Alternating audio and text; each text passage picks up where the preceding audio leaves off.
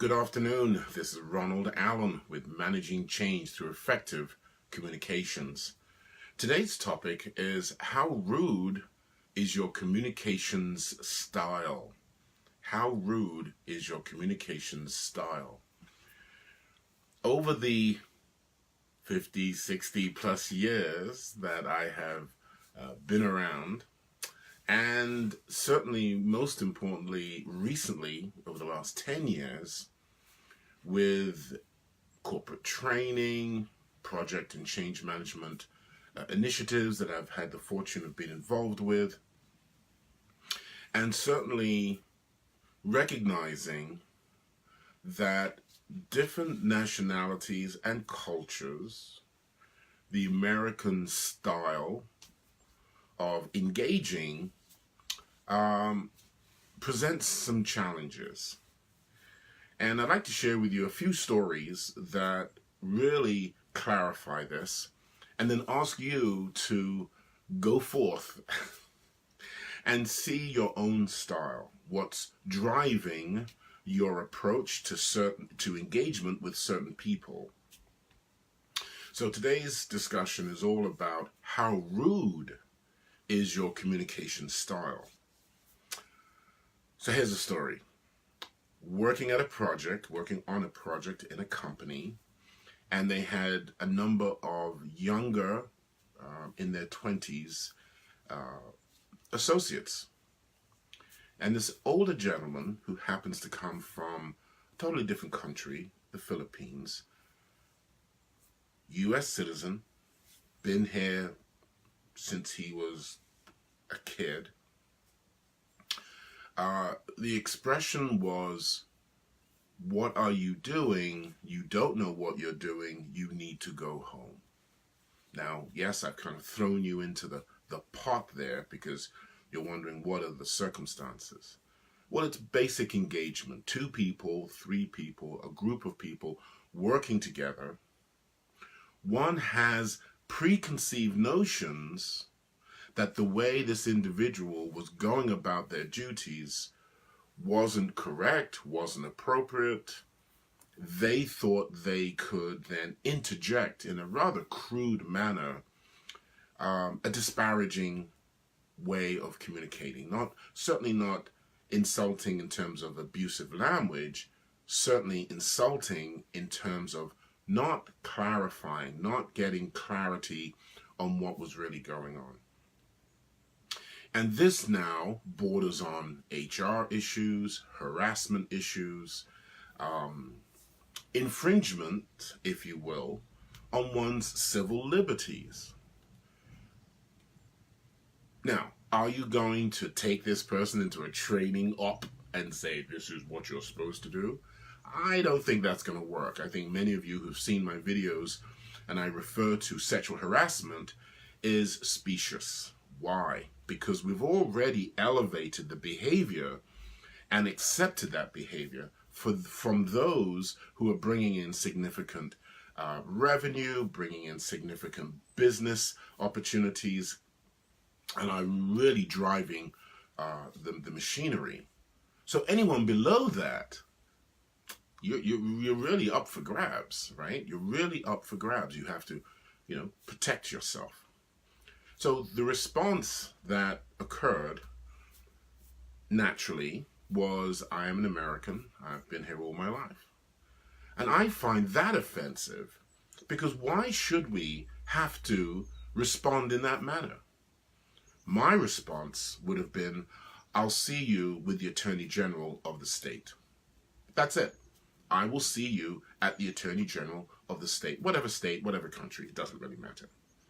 Because the arrogance of someone thinking that their little fiefdom, their social position in the order of things, permits them to be so abusive, to be so rude. So right there, I feel how rude is your communications stems from their social upbringing, the expression of behavior they've seen in the marketplace, both at work, with their upline, supervisors, managers, executives, and the general conversation in their own heads in terms of how insecure they are. So there's an example of how rude is your communication where people take the assumptive position and feel they can just express their insecurities. And I say that's insecurities because after working in New York for about 9 years when I first came to this country, I did interior visual merchandising, interior design. I had my own consulting business there. I find that the aggression is not necessary. And I frame it in the sense that, look at the rest of the world.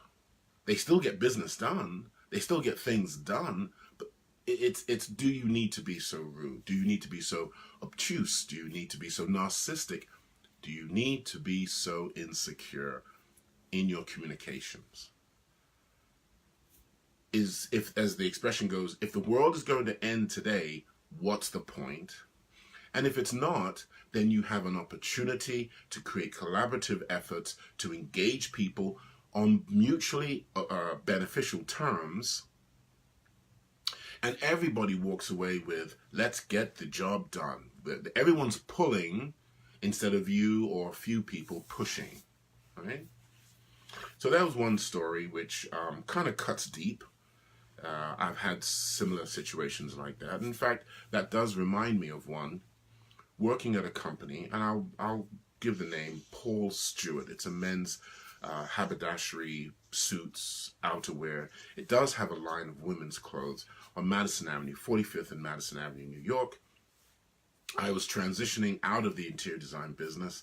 I had done some work for them in their visual merchandising areas, and they wanted me to travel and do some work with their other affiliated stores. And an individual came up to me, and I'm going to coax this in a way that is supportive of your own opportunities and perhaps experiences that you have had. And he said that if I was an alternative nationality, I could be president. Now, on the one level, you could say, wow, that's nice. It's a compliment. On the other, I was looking to understand where that came from. What limiting behavior, experience in life, did this person have that would have him say that?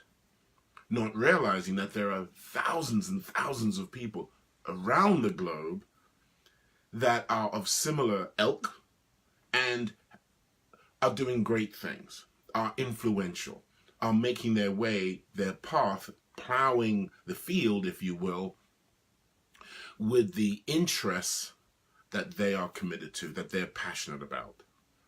So again, in looking at an eclectic perspective of how we communicate, I believe it is a better approach, it is a more optimum approach, to look at the other side of the statement. Where did it come from?